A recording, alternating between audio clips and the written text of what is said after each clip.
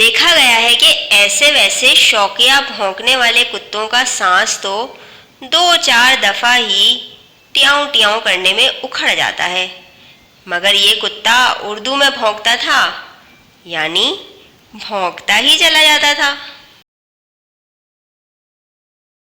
जिस आसमान पर कबूतर, शफक, पतंग और सितारे ना हों, ऐसे आसमान की तरफ नजर उठाकर देखने को जी नहीं चाहता।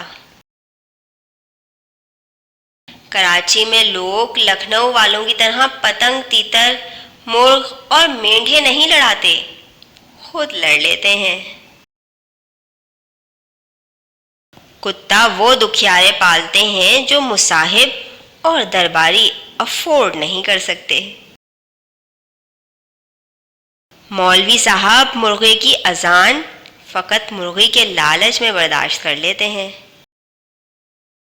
अगर आपको वीडियो पसंद आई है तो लाइक करें, दोस्तों में शेयर करें, कमेंट करके अपनी राय बताइए और अगर आपने अभी तक चैनल सब्सक्राइब नहीं किया तो चैनल सब्सक्राइब करके बेल आइकन भी दबा दें ताकि आपको हर नई आने वाली वीडियो की इत्तला मिलती रहे।